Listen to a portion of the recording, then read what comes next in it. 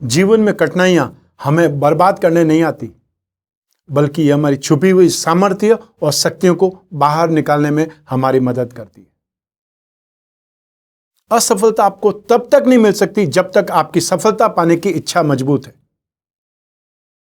नमस्कार, मैं हूं कमल श्रीमाली।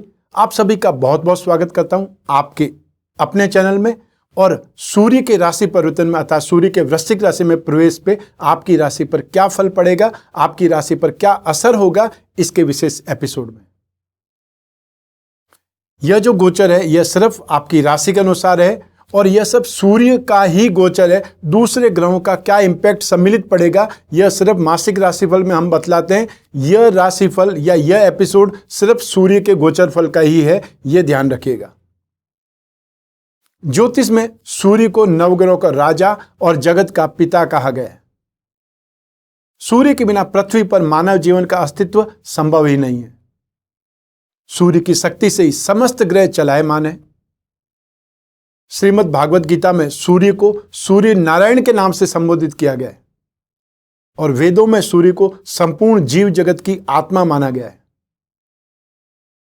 यदि किसी व्यक्ति की कुंडली में सूर्य की स्थिति शुभ और अच्छी होती है तो व्यक्ति के जीवन में हर कार्य में सफलता मिलती है, क्योंकि वैदिक ज्योतिष में सूर्य को आत्मा, आपके पूर्वज, आपके पिता, सफलता, सरकारी सेवा प्रदान करने वाला, राजशाही, गौरव दिलवाने वाला और विभिन्न स्थानों पर उच्च पद की प्राप्ति कराने वाला ऐसा कारक माना गया है। ऐसा व्यक्ति वैभवशाली जीवन व्यतीत करता है।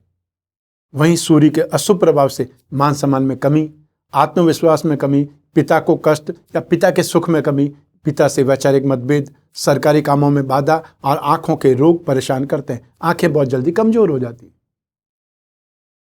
कुंडली में मौजूद सभी 12 राशियों में से केवल एक ही राशि सिंह राशि का स्वामित्व सूर्यदेव को प्राप्त है और इसके साथ में सूर्यदेव कृतिका, उत्तरा फाल्गुनी और उत्तराषाढ़ा नक्षत्रों के स्वामी हैं। सूर्यदेव मेष राशि में उच्च अवस्था में माने जाते हैं, जबकि तुला इनकी नीच की राशि मानी जाती है। चंद्रमा, मंगल और बृहस्पति सूर्य के मित्र माने जाते हैं।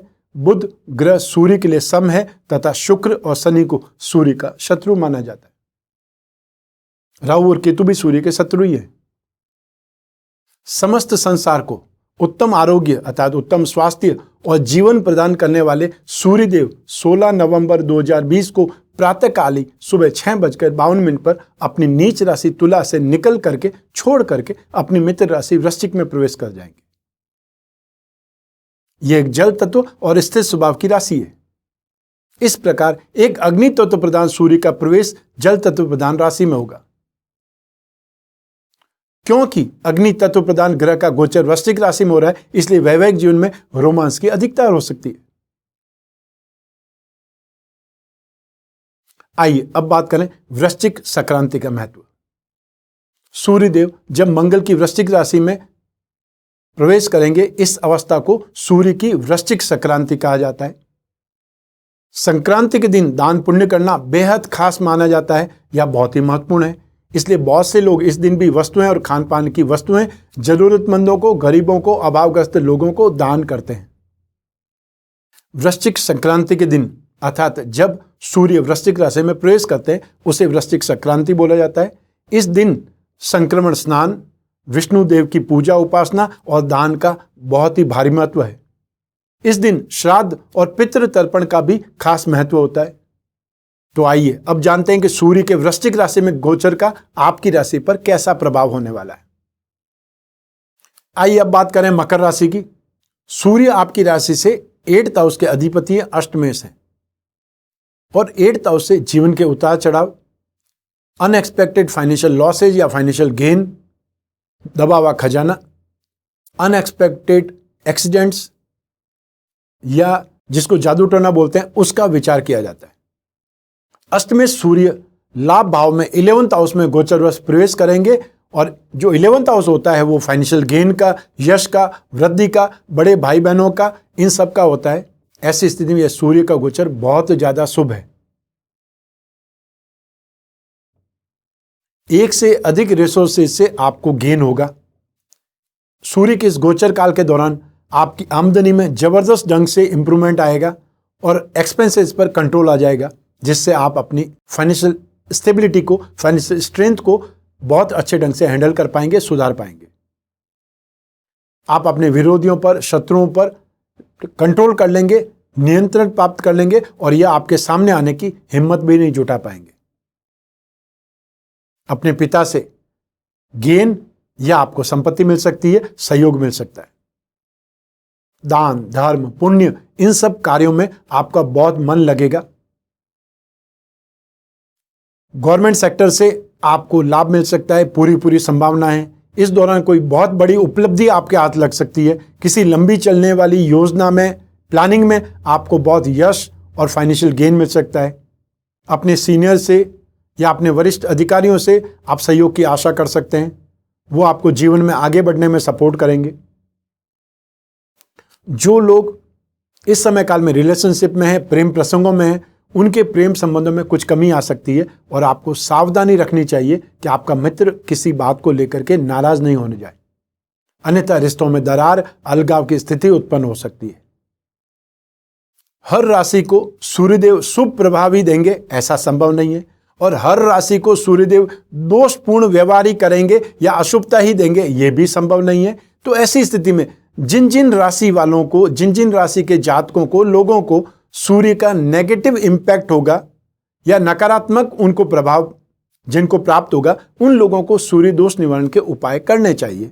और यों भी आप यदि वर्ष भर सूर्य दोष निवारण के उपाय करते रहेंगे तो जब भी सूर्य नेगेटिव आएगा आपके ऊपर उसका असर बहुत कम होगा या नहीं होगा, और जो सूर्य शुभ है उसका असर आप पर ज्यादा होगा।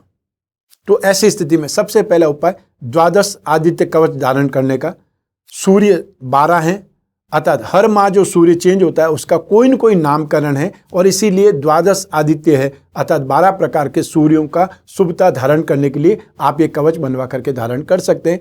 और जिनकी कुंडली में सूर्य महत्वपूर्ण है, अर्थात त्रिकोण का अधिपति है, आपकी राशि का अधिपति है या आपके लग्न का अधिपति है, तो ये और ज्यादा आपके लिए बेटर हो गया, शुभ हो गया।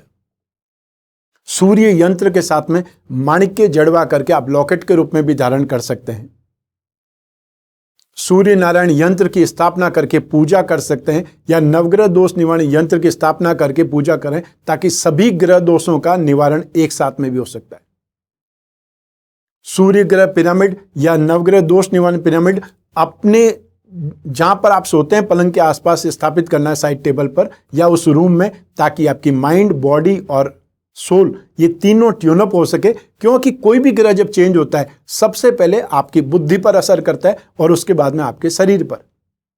तो ऐसी स्थिति में आपके शरीर पर, आपकी बुद्धि पर उसका असर ही नहीं होगा और एक प्रकार से आपको थेरेपी मिल जाएगी, तो आप संतुष्ट रहेंगे, सुखी रहेंगे, प्रसन्न रहेंगे। सूर्य ग्रह की शांति के लिए आप 1 मुखी या 12 मुखी रुद्राक्ष को भी धारण कर सकते हैं। भगवान विष्णु या श्री राम की पूजा उपासना करें। नित्य प्रतिदिन सूर्य को अर्घ्य दें और गुड़हल के पुष्प सूर्यदेव को अर्पित करें। सूर्य ग्रह की शांति के लिए सूर्यदेव के बीज मंत्र ओम राम रीम रोम सह सूर्याय नमः, इस मंत्र का हर रोज यथाशक्ति जितना आपके पास समय मिलता है इसका मंत्र जाप करें। हर रविवार को गेहूं, गुड़ या तांबा का दान करें और तांबे के बर्तन में रखा हुआ पानी पिएं।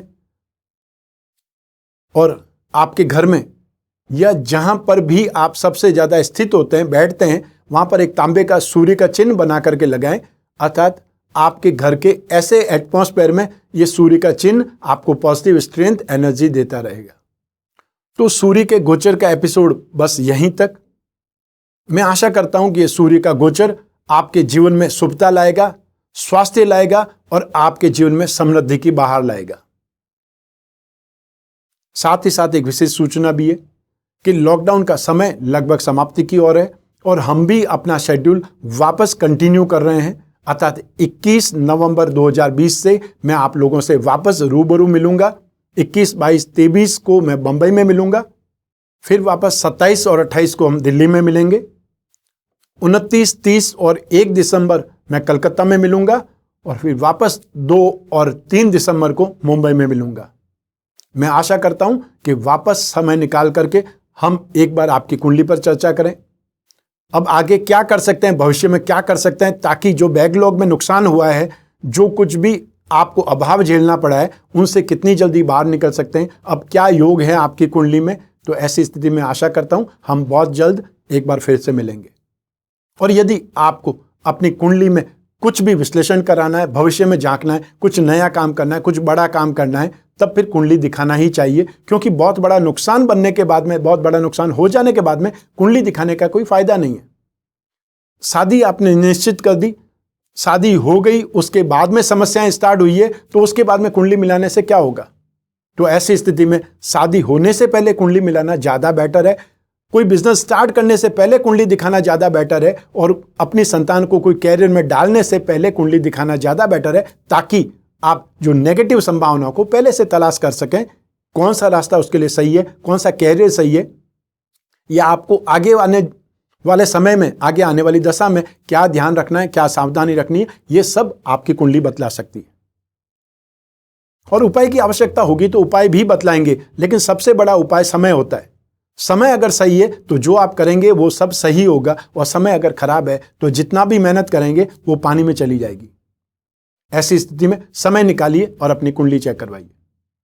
आज इस एपिसोड में बस इतना ही। स्वस्थ रहें, प्रसन्न रहें, अपना अपने परिवार का बहुत बहुत ख्याल रखें। आप सभी को मेरा नमस्कार, बहुत बहुत शुभकामनाएं। ईश्वर आपकी रक्षा करे, सूर्य नारायण आपकी रक्षा करें। बहुत बहुत धन्यवाद, शुभकामनाएं।